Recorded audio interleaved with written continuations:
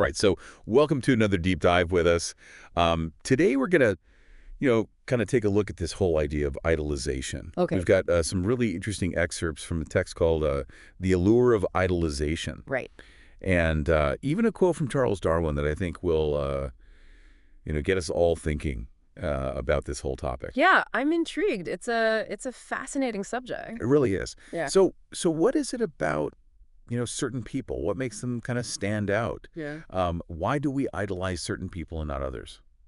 Well, it's funny. The text describes this whole thing as like a powerful movement, Really? almost like a force. It draws these diverse groups of people together. It's really interesting how this shared admiration for someone or something can create that sense of unity. It really is like a shared experience. Exactly. And the source material, it uses this really striking image.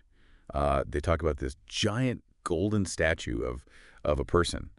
And this person is like holding a pizza box. And there are these crowds of people just like cheering in awe. I mean, it's a little over the top, but you get the idea.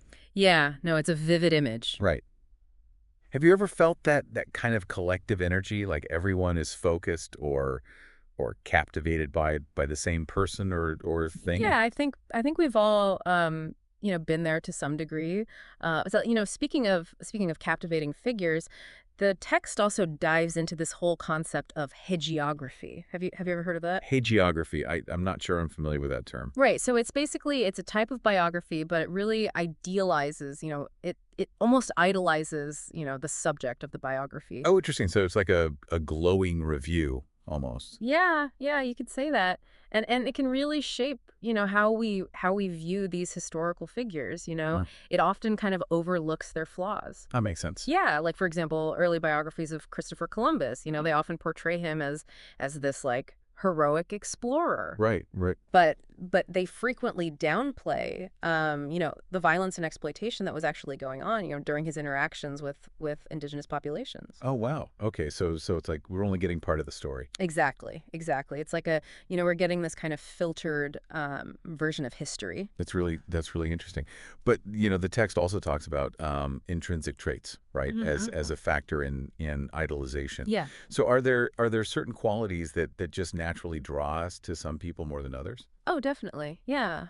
Think about singers with those really, really captivating voices. Oh, yeah. There's just something about their talent that just seems to resonate with us. Yeah. And from an evolutionary psychology perspective, some argue that we're just naturally drawn to these traits that might have signaled, I don't know, like fitness or social status, and way back in the past, our ancestors, kind of a thing. Huh. I've always wondered about that. So it's not just about like raw talent. No, not necessarily. It's about what that talent might have like represented Exactly. in a different time. Yeah. Wow. Okay, that's really interesting. But on the flip side, the source also kind of points to this role of marketing and manipulation, right?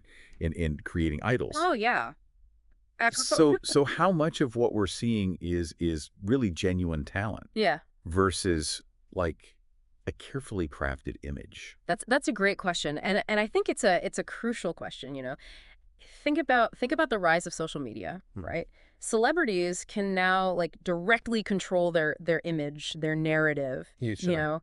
Yeah. They have these teams of PR professionals that are just constantly shaping public perception, and it becomes really, really difficult to separate the real person from the persona that they're presenting online. It makes you wonder if we're sometimes idolizing like a carefully constructed illusion Exactly. rather than a real person. Yeah, it's like, we're all susceptible to this influence of marketing and media. It's kind of like that saying perception is reality. Right. You Right. know, we're constantly bombarded with these images and messages that shape our views, whether we realize it or not. And this actually brings us to a point that connects back to those intrinsic qualities that we were discussing earlier. Okay.